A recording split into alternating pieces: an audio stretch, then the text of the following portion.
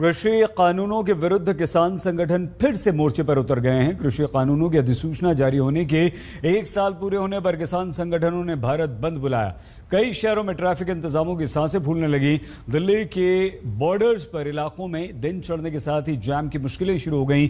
कई किलोमीटर तक वाहनों का काफिला सड़क पर नजर आने लगा।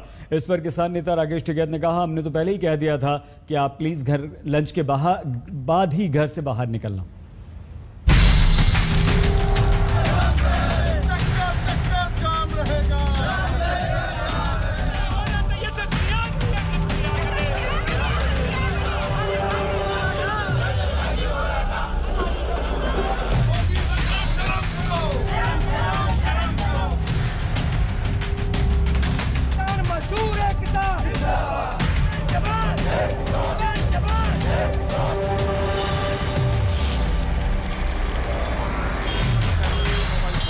किसान आंदोलन के अलाव में फिर से आग सुलगी है।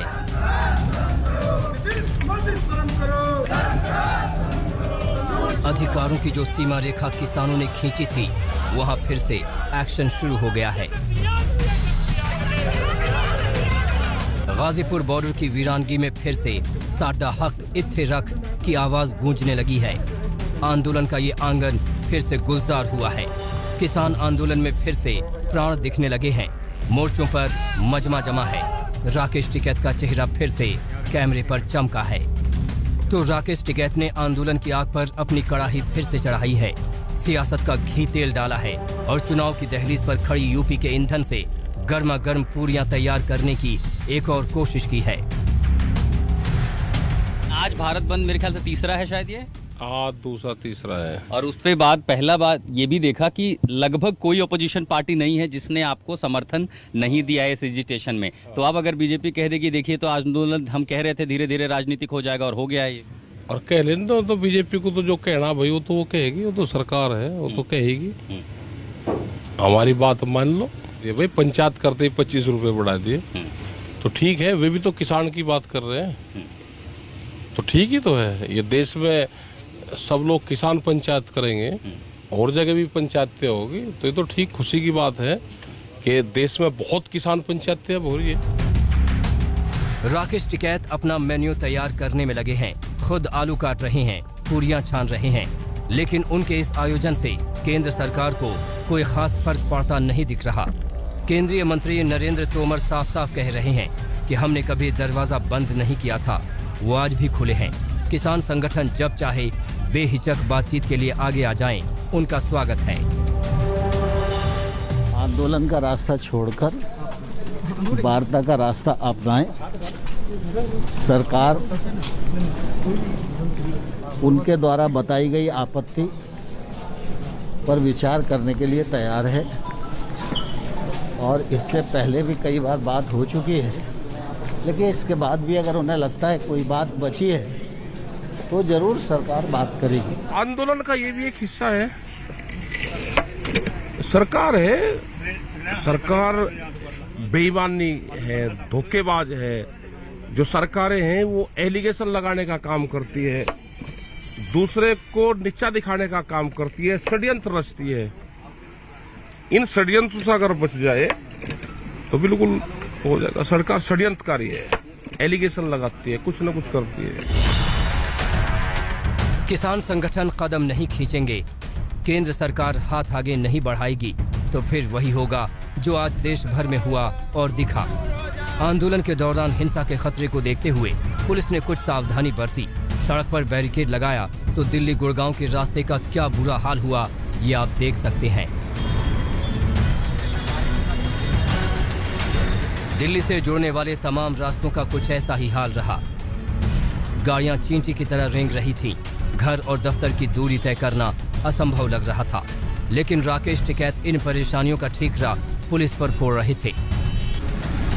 सारी चीजें तो ठीक है, लेकिन बाहर लंबा ट्रैफिक जाम लगा हुआ है। अच्छा, तो बंद का तो पहले ही बता दिया था कि भाई बंद रहेगा और लोग लंच के बाद में निकलना।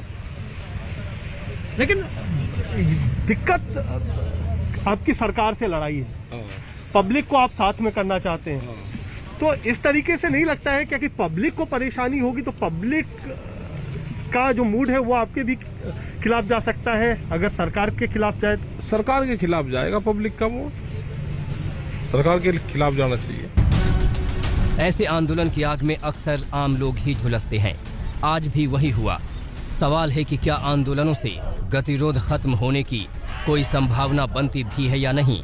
जवाब साफ है, किसान और सरकार के बीच की खाई रत्ती भर नहीं भर पाई है। दिल्ली से अरविंद ओझा, नोएडा से जितेंद्र बहादुर सिंह के साथ कुमार कुणाल, गाजीपुर आज तक।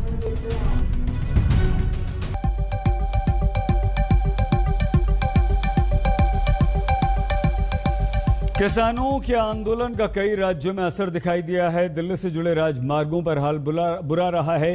पंजाब हरियाणा में कई जगहों पर जबरदस्त ट्रैफिक जाम रहा है। अंबाला के नजदीक किसानों ने जाम लगा दिया। पटना जयपुर में जबरदस्त हंगामा रहा।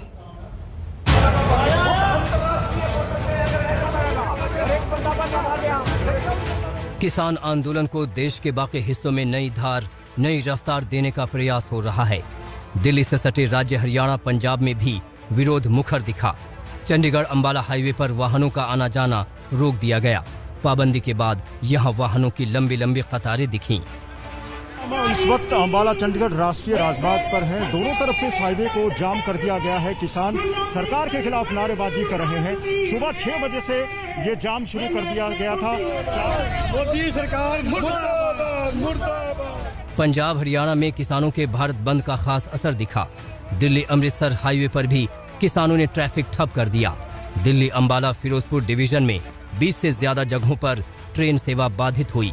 याद रखिए, पंजाब में भी विधानसभा चुनाव ज्यादा दूर नहीं है और पंजाब की राजनीति की तो पूरी धुरी ही किसानों के इर्द गिर्द घूमती है।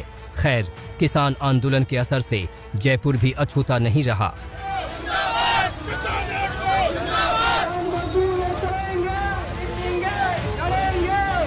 जयपुर के चोमू में किसान भारत बंद को लेकर एक बड़ी ट्रैक्टर रैली निकाल रहे हैं। आप देख सकते हैं किस तरह से यहाँ पर एक लंबी जो ट्रैक्टर रैली है वो निकाली जा रही है। कम से कम 2 किलोमीटर के रेडियस में ये जो रैली है, प्रोटेस्ट रैली, ये निकाली जा रही है। किसान, सैकड़ों की संख्या में किसान जो है वो ये आंदोलन कर रहे हैं और ये निकाल रहे हैं। किसानों के भारत बंद का अच्छा खासा असर बिहार में नजर आ रहा है। हाजीपुर पटना को जोड़ने वाली सड़क पर ट्रैफिक रोक दी गई।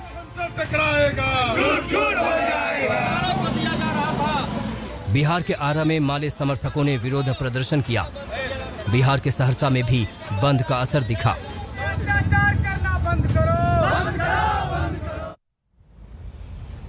छोटे से ब्रेक के लिए हम रुक रहे हैं। आप देखते रहिए आज तक।